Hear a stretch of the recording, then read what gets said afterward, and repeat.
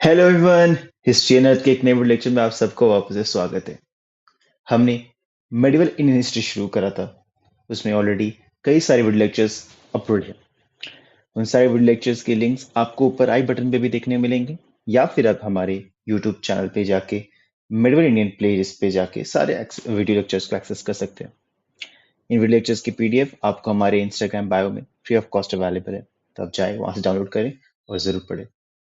Before starting our video lecture, I request you all to please पहले के video lectures को जरूर देखें, तब जाकर आपको एक कॉन्टिन्यूटी में पूरी in history medieval Indian history समझ में आएगी।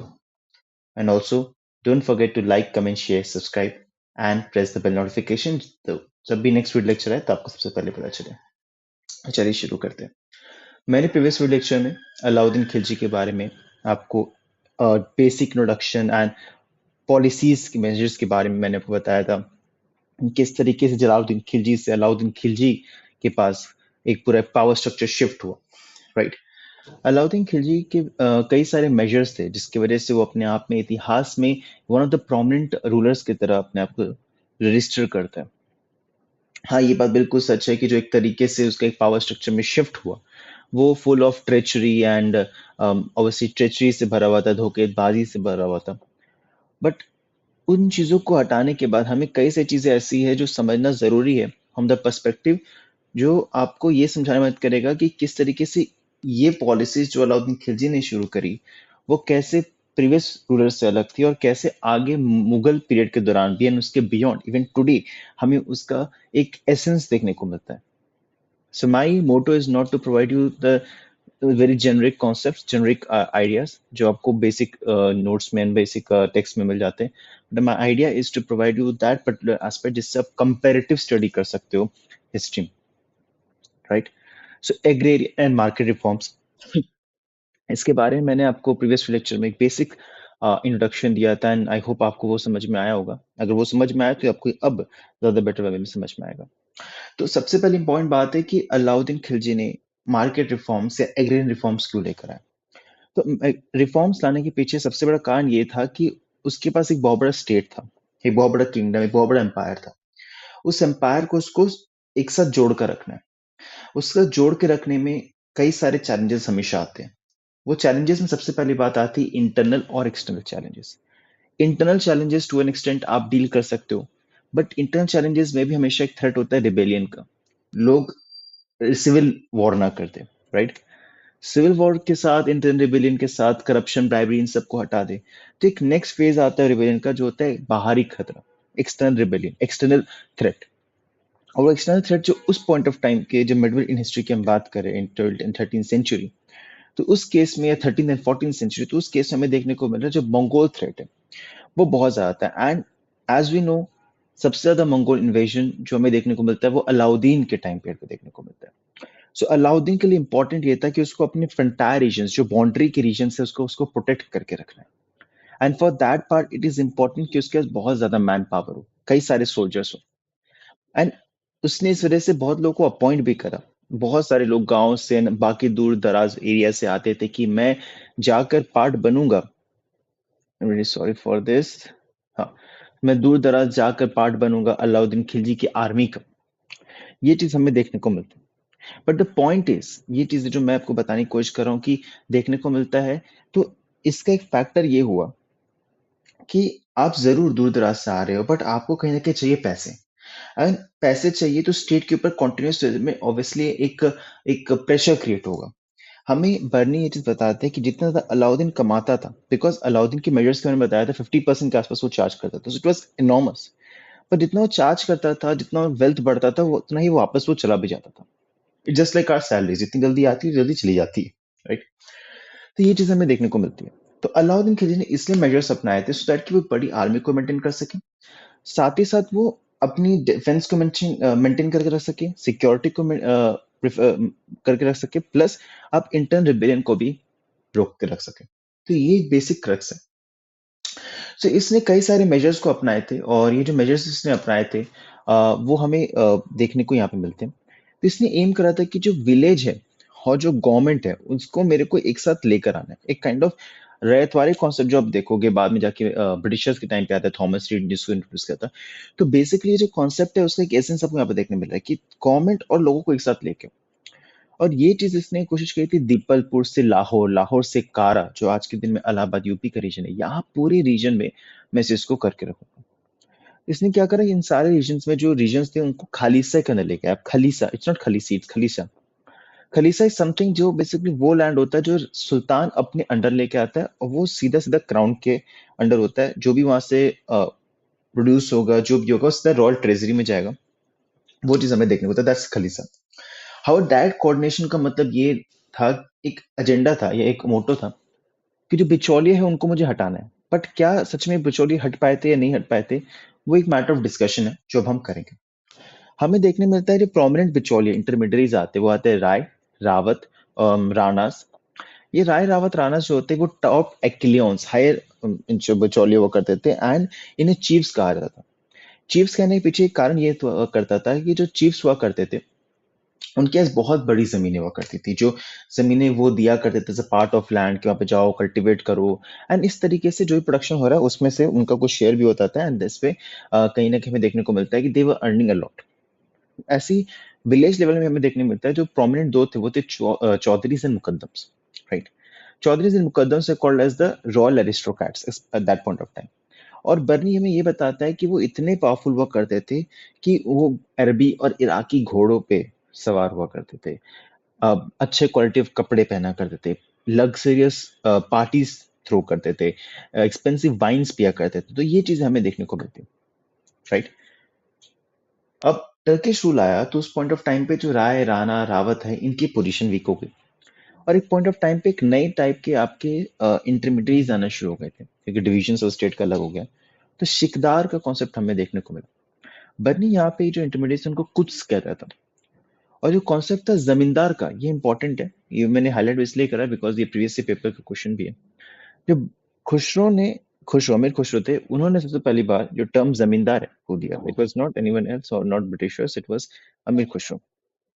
एंड इसके बाद भी वो कहते ये थे, मतलब ये बताने की कोशिश करते हैं बर्नी, कि वो सारे चिफ्टेंस जो लमसम अमाउंट दे दिया करते थे स्टेट को, उनकी जमीनें खाली समय नहीं आती थी, and they continue to rule और they continue to have their land उनकी जुरिसडिक्शन के अंदर। तो ये चीज हमें देखने को मिलती है। इसका मतलब क्या था कि इंस्पाइट कि अलाउद्दीन कोशिश करता था, मतलब उसने पूरी हद तक कोशिश की कि इंटरमीडिएट्स को मैं हटा दूंगा, बट ऐसा नहीं हुआ। इंटरमीडिएट्स कंटिन्यूड वन वे और अनदर वे, दे कंटिन्यूड, ठीक है। कई सारे चैरिटेबल लैंड्स को भी जो चैरिटी में दिया जाता था, मैंने प्रीवियस लेक्चर में बताया था, उसको अलाउद्दीन ने कोशिश की थी तो खाली उसको अपने अंडर लिया, उसने करा भी, खालिसा के अंदर लेके आया गया। खराज और जिसे लैंड रेवेन्यू टैक्स भी कहा जाता है, उसे 50% तक बढ़ा दिया गया था, जो कि टोटल प्रोड्यूस का होता है। बट यहाँ पे एक डाउट ये आता है कि टोटल प्रोड्यूस ये एक हमें देखने मिलता है बढ़ाया गया, अलाउद्दीन खिलजी ने प्रीवियस कलेक्शन से बढ़ाया। बट सबसे बड़ी बात यहाँ पे कि उससे पहले कितना कलेक्ट होता था उसके बारे में हमारे पास इंफॉर्मेशन नहीं है। उससे पहले जो हमारे पास इंफॉर्मेशन आता है वो धर्मशास्त्र से आता है, एंशियंट इंडिया से, 14 to 16 ऑफ टोटल प्रोड्यूस वहां से देखने मिलता है। बट ये जो पूरा टाइम पीरियड होता है ना उसके बाद से लेके यहाँ तक में एग्जैक्टली कितना कलेक्शन होता था, that was something which is not known और which is in I would say blur है, मतलब उसको क्लैरिटी के साथ नहीं बता सकते, ठीक है। और यहाँ पे असेसमेंट हुआ करता था। असेसमेंट किसी भी आपको करेक्ट करना है तो आप सीधा ब्लाइंडली नहीं कर रहे थे, तो ब्लाइंडली बहुत बार होती थी, पर ब्लाइंडली यहाँ पे नहीं करते थे वो। और मेजरमेंट होता था, उसको एक टर्म दिया गया, उसको पैमाशी। Let me highlight this for you.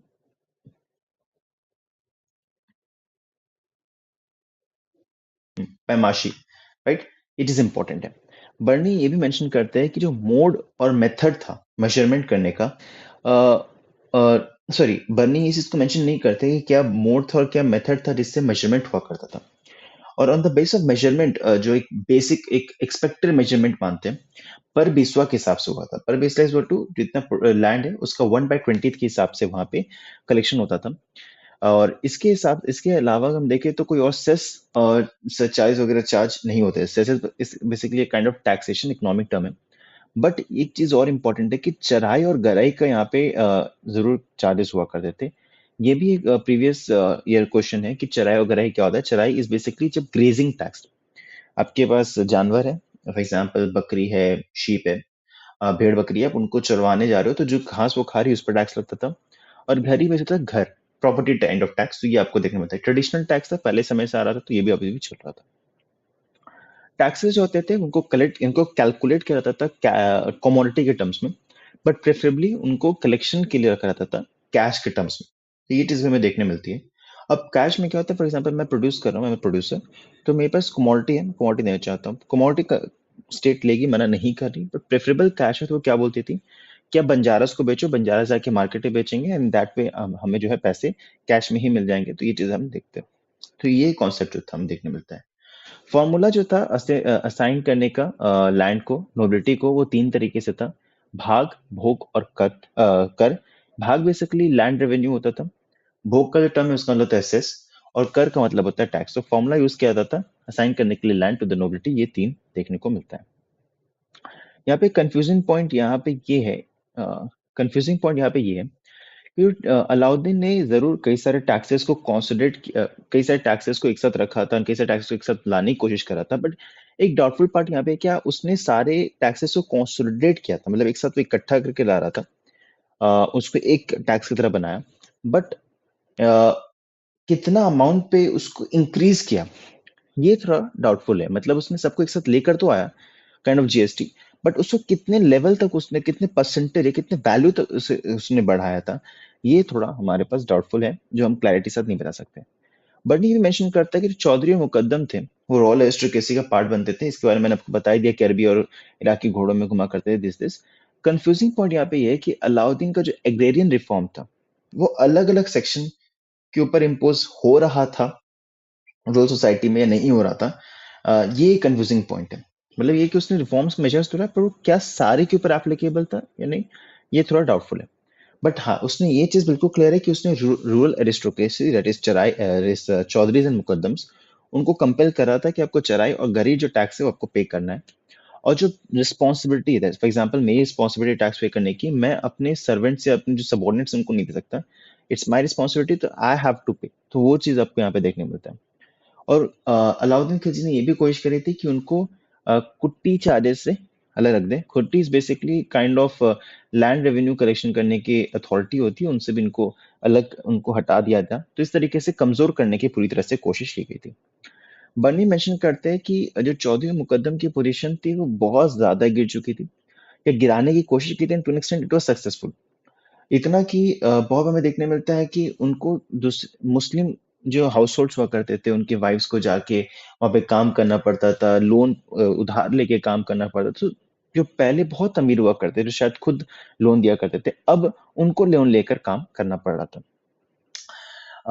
But एक पॉइंट पे ये भी सही है कि अलाउद्दीन के पास उस पॉइंट ऑफ टाइम पे, ऑब्वियसली उस टाइम में टेक्नोलॉजी तो थी नहीं, तो आप रीडिस्ट्रीब्यूशन जो लैंड है विलेजेस में, वो करना ऑलमोस्ट नामुमकिन तो नहीं, बट हाँ बहुत मुश्किल था। सो एंड दिस, ये जो सेक्शंस थे चौधरीज मुकद्दम्स, वो कहीं ना कहीं प्रिविलेज सेक्शन की तरह अभी भी हमें देखने को मिलते हैं। बट वो कैसे होंगे, ऑब्वियसली उनको स्टेट की तरफ अपनी एक ओबीडियंस शो करनी है कि हाँ आप जो कह रहे हो मैं आपकी बात मानूंगा, मैं आपके लिए काम करूंगा, this kind of thing. But हाँ, और कलेक्शन टैक्स में पेमेंट करूंगा। बट हाँ, ये बात बिल्कुल सच है कि उनकी पोजीशन जरूर वीक हो गई थी, इतना कि उनको पियोन, तो आज भी देखने मिलता है सरकारी पियोन काइंड ऑफ, कि आपको जाके उनकी भी जी हुजूरी करनी पड़ती है, वैसा उस टाइम पे भी हमें देखने को मिलता था। ठीक है।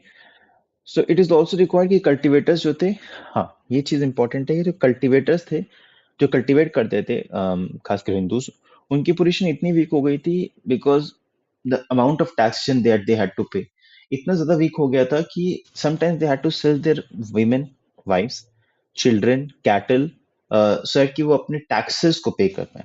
डे टू डे नीड्स तो मीट करना दूर की बात है, टैक्सेस इतने ज्यादा हुआ करते थे। और ऑब्वियसली इतना ज्यादा पॉसिबल नहीं है कि आप सब कुछ को इफेक्टिवली मैनेज कर पाएंगे, सिर्फ मेरे कह देने से ऐसा नहीं होता है। ये तभी हो पाएगा जब आपके पास एक बहुत बड़ी आर्मी काइंड ऑफ होगी है, आर्मी इन सेंस कि आपके पास ऑफिशियल्स होंगे, और भी ऑनेस्ट वर्किंग ऑफिशियल्स होंगे। तो हमें देखने मिलता है कि अकाउंटेंट, जिनको हम मुस्तरिफ कहते हैं, कलेक्टर जिनको हम आमिल कहते हैं, और एजेंट्स जिनको हम गुमस्ताज कहते हैं, उनको अपॉइंट किया गया है बहुत लार्ज चंक में, सो दैट कि वो सब कुछ को इंश्योर करे कि सब कुछ सही से हो रहा है। गुमस्ताज, आमिल एंड ऑब्वियसली मुस्तरिफ, राइट।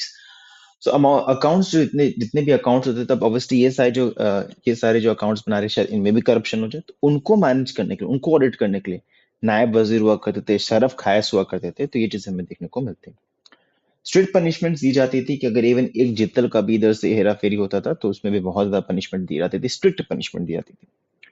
जो पोजीशंस थी अमीर और मुस्तरिफ की, उनको they considered to as the post जो इतना वर्स हुआ करता था, क्योंकि छोटे छोटे गलतियां, बिकॉज गलतियां होना पॉसिबल है, ह्यूमन है। आप जस्ट बिकॉज आपकी पोजीशन मिल रखी डजेंट मीन कि आप गलतियां नहीं कर सकते हो, गलतियां करते हो, ह्यूमन नेचर है, भाई अनवांटेड भी हो जाती है। उस टाइम पे इतनी स्ट्रिक्ट पनिशमेंट दी जाती थी तो इनकी पोजीशन इतनी वीक हो गई थी कि इसमें ये भी कहने लग गया था कि it would be better to have kind of fever than to go for position like मुस्तरिफ सराबिल। और इतना बुरा पोजीशन था कि कोई भी घर अपने घर मतलब जो हाउस होल्ड थे अपनी बेटियों को नहीं देना चाहते थे उन लोगों को जो अमीर या मुस्तरिफ हुआ करते थे।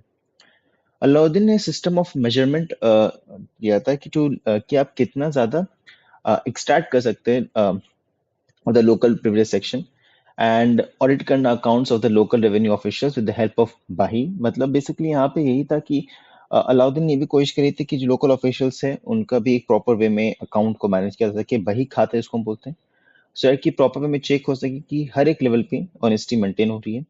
एंड यही जो कॉन्सेप्ट था कहीं ना कहीं शेर शाह ने भी और अकबर ने भी इम्पोज करने की कोशिश की थी, काइंड ऑफ इम्प्लीमेंट करने की कोशिश की थी। मुबारक शाह जो उसके सक्सेसर थे, उसने बहुत हद तक बहुत सारी स्ट्रिक्ट पॉलिसीज को हटा दिया गया था। जो प्रिविलेज था कुत और मुकद्दम्स का, उसको वापस रिस्टोर कर दिया था। और हमें देखने में था अलाउद्दीन के जो रिफॉर्म्स थे, जो कई सारे रिफॉर्म्स लेके आए थे, उसको भी उसने हटा दिया था। मार्केट रिफॉर्म्स की बात करते हैं। मार्केट रिफॉर्म्स की बात मैं नेक्स्ट वीडियो लेक्चर में करूंगा, ऑल तो मैं आपको एक बेसिक इंट्रोडक्शन ये देता हूँ कि मार्केट रिफॉर्म में उसने लाया था सो कि वो ज्यादा ज्यादा सोल्जर्स को एम्प्लॉय कर सके, मंगोज के थ्रेट्स को प्रिवेंट कर सके।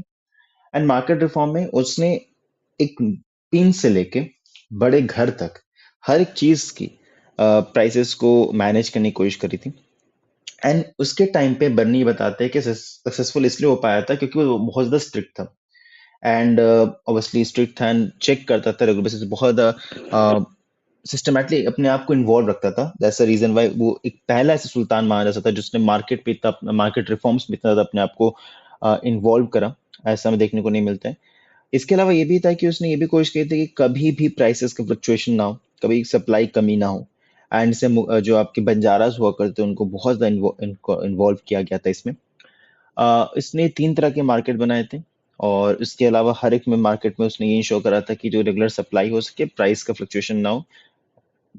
और प्राइस के फ्लक्चुएशन में भी स्ट्रिक्ट पनिशमेंट दी जाती थी, रजिस्ट्रेशन हुआ करता था सबका, डीड्स पे साइन करवाया जाता था। तो ये सारी चीजें थी मार्केट रिफॉर्म्स ने की थी, ये सिस्टमैटिक है। एंड जितना कुछ मैंने आपको बताया, अगर आप थोड़ा सा तो कंपेयर करो तो आपको ये मेडिवल इंडिया में मुगल टाइम पीरियड के दौरान, ब्रिटिशर्स के दौरान and even current in 21st century आपको ये चीजें देखने को मिलेंगी कि एक्चुअली चीजें होती है। तो आपको साथ है कि अलाउद्दीन कितना फार साइटेड व्यू पे रखता था। तो this is it for the this video lecture. I hope आपको ये वीडियो लेक्चर अच्छा लगा हो। अगर आपको थोड़ी सी भी इससे मदद हुई हो तो I request you to please like करें, कमेंट करें, अपने इश्यूज को, अपने डाउट्स को जरूर मुझसे पूछिए, मैं उनको रिजॉल्व करने की कोशिश करूंगा। लवली फीडबैक्स के लिए वेरी वेरी थैंक यू। और मुझे कई सारे फीडबैक्स मेरे इंस्टाग्राम अकाउंट पे आते हैं, अगेन उन सब के लिए थैंक यू वेरी मच। इन सब की जो पीडीएफ है आपको हमारे इंस्टाग्राम बायो में मिल जाएगी। कुछ लोग एक्सेस नहीं कर पा रहे थे, हो सकता है because some technical issues, but मैंने कोशिश करी कि सारे को रिजॉल्व कर दूं। अपार्ट फ्रॉम दिस, ये वीडियो लेक्चर्स के सोर्स मटेरियल के तौर पे अगेन सतीश चंद्र सर के पार्ट 1 पार्ट 2 इग्नू के नोट्स को मैंने इस्तेमाल करा है। और again don't forget to subscribe our video channel and press the bell notification ताकि जब भी नेक्स्ट वीडियो लेक्चर आए तो आपको सबसे पहले पता चले। पढ़ते रहिए। जय हिंद।